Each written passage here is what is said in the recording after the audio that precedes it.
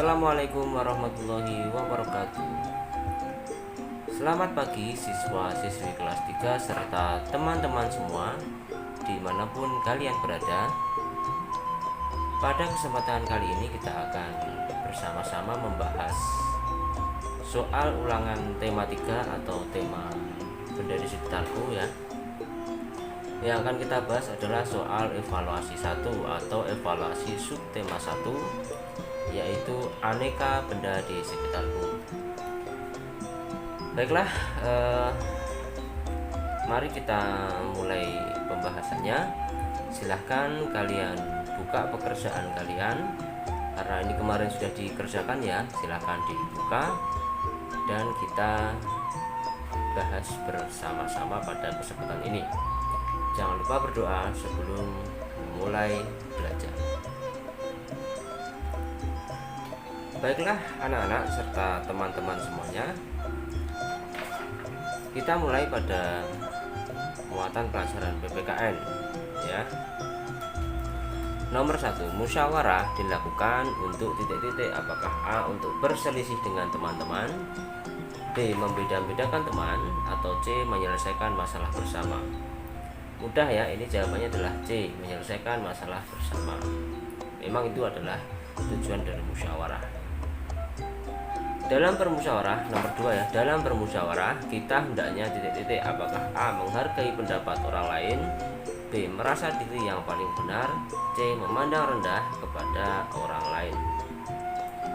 Jawabannya adalah A, menghargai pendapat orang lain ya. Supaya apa? Supaya musyawarah berjalan dengan tertib dan lancar.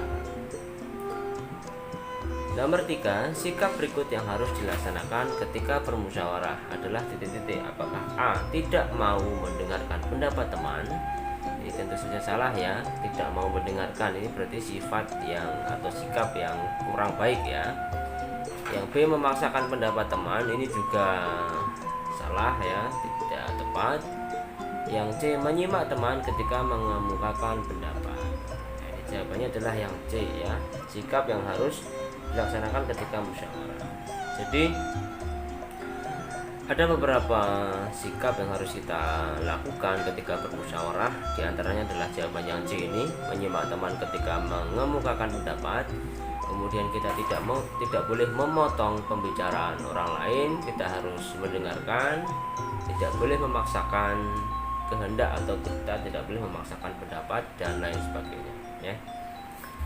Lanjut untuk soal nomor 4. Berikut ini hal yang akan terjadi ketika anggota musyawarah saling memaksakan pendapatnya adalah titik-titik. Apakah A, perselisihan, B, persatuan, C, kesepakatan?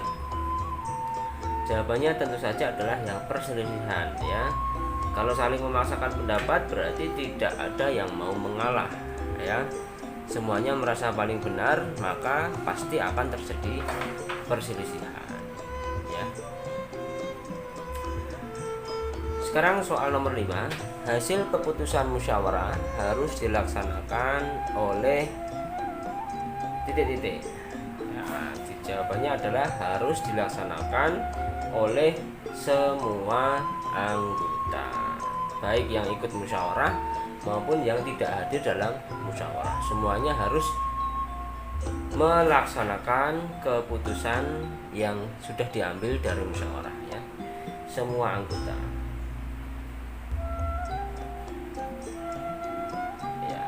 Apakah ketua juga melaksanakan? Iya, semua anggota itu adalah semuanya, termasuk ketua, termasuk wakil, sekretaris, semuanya harus melaksanakan hasil keputusan musyawarah ya. Lanjut ke soal nomor 6 ya. Apa yang harus kita lakukan untuk menghindari perselisihan ketika musyawarah?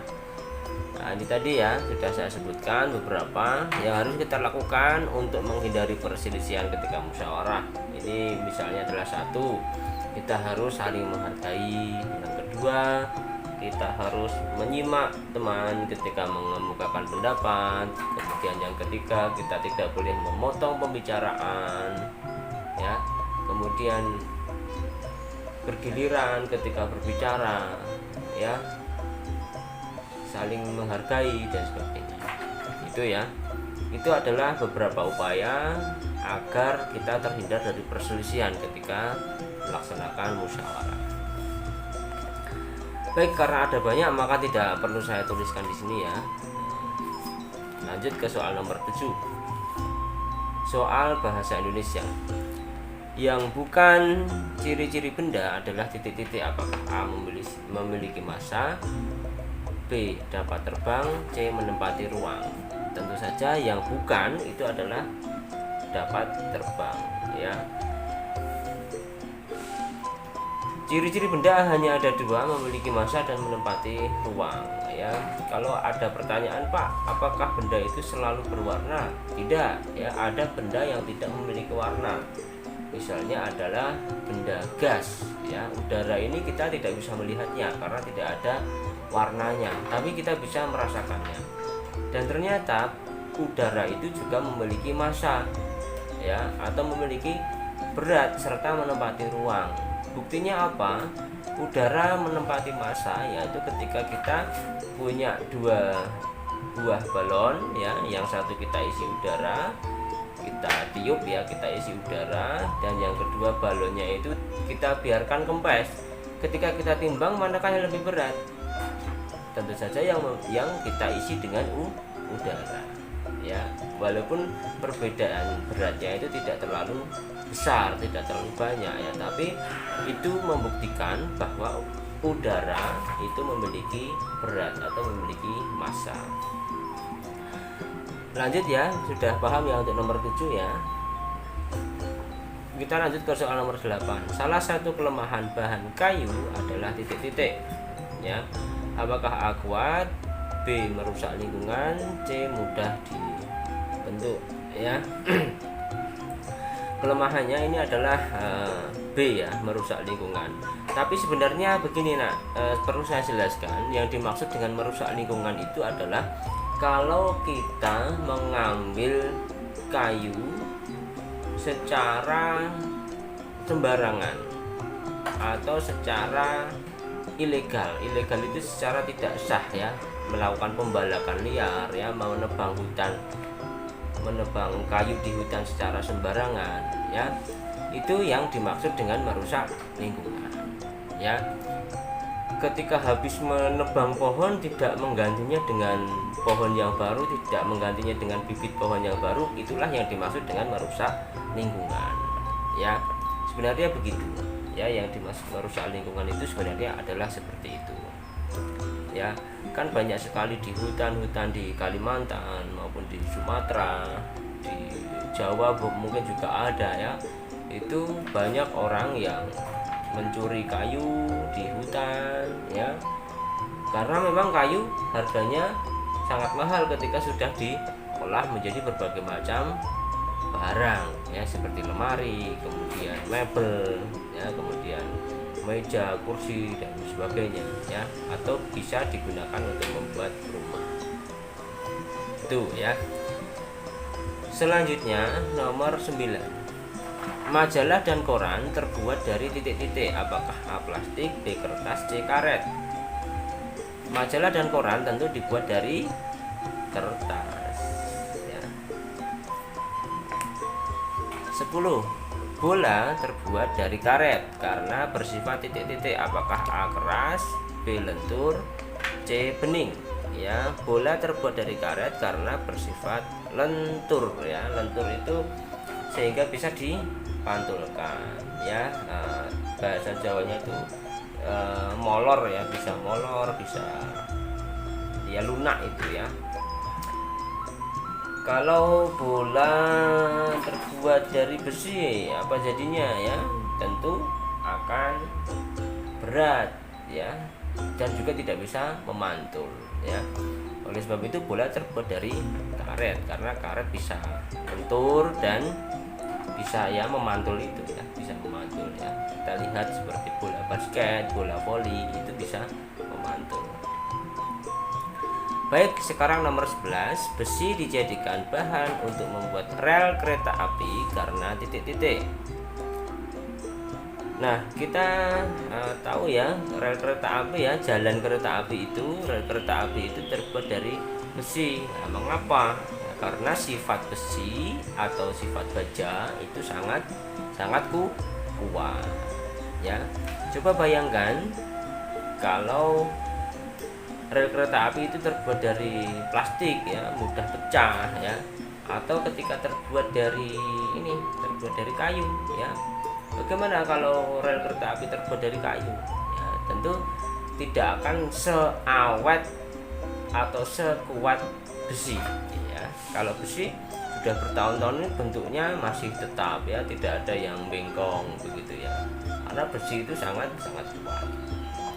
Ini karena sangat kuat ya, saya tulis ya, sangat kuat. Nah, ini sifat besi atau baja itu sangat kuat. Ya. Baik, sekarang lanjut ke soal nomor 12. Ya, nomor 12. Manakah yang lebih tahan lama? Lemari yang terbuat dari plastik atau dari kayu? Mengapa? Nah, ini untuk nomor 12 ini sebenarnya jawabannya tidak ada yang pasti ya. Jadi kalau anak-anak ada yang menjawab kayu, ini bisa juga benar. Sedangkan kalau anak-anak ada yang menjawab plastik, bisa juga benar ya. Yang ingin saya lihat adalah alasannya. Nah, kalau plastik alasannya apa, dan kalau kayu alasannya apa ya. Kalau kayu misalnya, kayu itu karena kayu itu lebih kuat. Itu kalau kalian menjawab seperti itu, saya betulkan benar ya. Kalau ada siswa yang menjawab lebih tahan lama plastik Pak, mengapa? Karena kayu bisa dimakan rayap, sedangkan plastik itu tidak ya, tidak bisa dimakan rayap. Benar tidak kalau ada yang menjawab seperti itu? Benar juga ya. Jadi sebenarnya saya hanya ingin melihat jawaban kalian disertai alasannya ya. Kalau soal plastik mudah pecah, ada juga lemari yang dibuat dengan plastik yang agak tebal sehingga dia lebih awet, ada juga kan. Nah, jadi kalau plastik yang lebih awet daripada kayu mungkin karena plastiknya itu lebih tebal, bahannya lebih banyak ya. Jadi plastiknya tidak tipis. Nah, begitu ya. Jadi sekali lagi saya ulangi, kalau untuk nomor 12 ini, kalau ada anak-anak yang menjawab kayu bisa saja saya betulkan, yang menjawab plastik bisa juga saya betulkan, tergantung bagaimana alasan kalian ya, atau dasar kalian menjawab hal itu kenapa. Saya ingin lihat alasannya ya. Baik, saya kira cukup jelas ya untuk nomor 12 ini ya. Sekarang kita lanjut ke soal nomor 13, yaitu soal matematika. Meteran pada gambar di samping atau di bawah ini ya, digunakan untuk mengukur titik-titik ya, apakah A untuk mengukur lubang, B kain, C bangunan. Nah, ini namanya adalah meteran pita ya. Ini digunakan biasanya oleh penjahit ya, untuk mengukur panjang kain maupun mengukur badan ya, mengukur badannya berapa lingkar pinggulnya, berapa lebar bahunya. Nah, ini lingkar dadanya. Nah, ini di menggunakan meteran pita seperti ini. Nah, ini untuk mengukur kain, biasanya digunakan oleh penjahit. Kalau untuk mengukur lubang, ini kita gunakan namanya jangka sorong ya. Kalau yang bangunan, tukang bangunan itu kalau tukang bangunan biasanya menggunakan itu meteran gulung ya,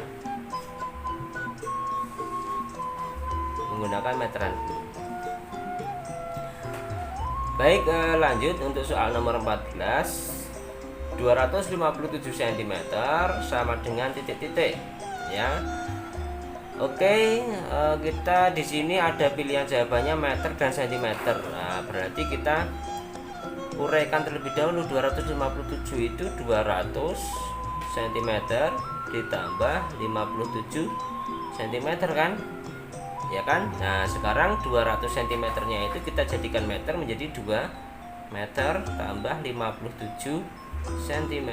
Jawabannya yang apa ini? 2 meter 57 cm. Nah berarti jawabannya adalah yang A, 2 meter 57 cm ya. Oke, sekarang nomor 15 ya. 6 cm sama dengan titik-titik cm. Nah ini soal yang salah ya, soal yang salah. Ini mungkin salah cetak ya. Kalau kita coba kalau kita jadikan misalnya 6 meter sama dengan titik-titik cm. Nah kalau 6 meter maka jawabannya adalah 600 cm, jawabannya B. Kalau misalnya 6 desimeter kita jadikan cm, berapa? 60 ya. Kalau misalnya 6 kilometer kita jadikan cm, wah ini terlalu banyak ya, 600.000 ya. Baik, begitu anak-anak ya. Ini soal yang nomor 15, ini soal yang bonus ya, soal tidak ada jawabannya ya. Tapi ini kita tahu ya, kalau 6 meter kita jadikan senti berarti turun 2 tingkat ya, turun 2 tingkat berarti kalikan 100, 600 pastinya. Kalau dari desimeter ke sentimeter turun 1 tingkat ya, maka kalikan 10 jadinya 60 ya. Kalau kilometer jadikan cm turunnya 5 tingkat. Nah, maka kita kalikan 100.000 atau tambah 0 sebanyak 6. Sebanyak 5. 0 sebanyak 5 di belakang angka 6. Jadi 600.000. Selanjutnya nomor 16. 8 meter 13 cm sama dengan titik-titik. Ya, ini ada jawabannya, ada meter, ada sentimeter, ada sentimeter juga ya. Coba kalau kita jadikan meter ya berarti 8,13 ya. Kalau kita jadikan meter ya 8,13 cm ya. Kalau kita jadikan meter dan senti berarti 8 meternya itu 800 ya. 800 ditambah 13 jadi 813 cm ya. Jadi jawabannya adalah yang C ya, 813 cm. Bisa dipahami ya anak-anak ya. Oke ya. Nanti kalau masih belum jelas silahkan kalian tuliskan di kolom komentar ya, Pak, untuk soal nomor ini bagaimana penjelasan lebih lanjutnya. Nanti insya Allah akan saya kasih soal yang lain ya, yang yang tipenya hampir sama dengan soal nomor 16. Oke, sekarang nomor 17. Ukuran tinggi kue yang dibulatkan ke satuan terdekat adalah titik-titik. Nah, dibulatkan ke satuan terdekat ya. Baik, di sini tinggi kuenya adalah ada di angka berapa ini? 1 2 3 4 5 5,5 berarti kalau kita bulatkan ke satuan terdekat, karena komanya adalah 5, maka kita bulatkan ke 6, bulatkan ke atas ya, menjadi 6 cm ya. Saya ulangi untuk pembulatan ya. Misalnya ini tingginya adalah 5,4, maka kita bulatkan ke bawah menjadi 5 cm. Kalau tingginya 5,5 kita bulatkan ke atas menjadi 6 cm. Kalau 5,6 kita bulatkan kemana? Ke atas juga ya, 6 cm ya. Kalau di bawah, komanya di bawah 5 itu, maka kita bulatkan ke bawah, kita anggap bilang. Kalau komanya 5 ke atas, misalnya 5,5, 5,6, 7, 8, 9, maka kita bulatkan ke atas ya, paham ya. Saya kasih contoh lagi, misalnya 7,1 kita bulatkan menjadi berapa? karena komanya 1 ya kurang dari 5, maka kita bulatkan ke 7 ya. Kalau 7,3 kita bulatkan menjadi 7. Mengapa? Karena komanya kurang dari 5. Kalau 7,5 kita bulatkan menjadi 8 ya, karena komanya 5 kita bulatkan ke atas ya, jadi 8. Oke, kalau 7,7, 7,8, 7,9 itu kita bulatkan menjadi 8 semuanya ya. Untuk materi pembulatan ke satuan terdekat atau ke puluhan terdekat, ke ratusan terdekat, nanti insya Allah kalian akan pelajari di kelas 4 ya. Untuk saat ini kita masih ke satuan terdekat yang seperti ini ya, nomor 17. Itulah penjelasannya. Lanjut ke soal nomor 18. Putri mempunyai pita sepanjang 115 cm. Berapa panjang pita dalam satuan meter? Oke, dari cm menuju meter itu naik 2 tingkat. Naik 2 tingkat berarti kalau naik 2 tingkat kita bagi dengan 100 ya. Bagi dengan 100 begini saja, 115 cm dijadikan meter itu kan naik 2 ya, berarti kita bagi 100 berarti ini kok dibagi 10 itu komanya ada di sini 11,5, dibagi 100 berarti 1,15 meter ya. Begini ya, paham ya anak-anak ya, kalau kita bagi dengan 100. Kalau 100 cm mudah, 100 cm kita jadikan meter,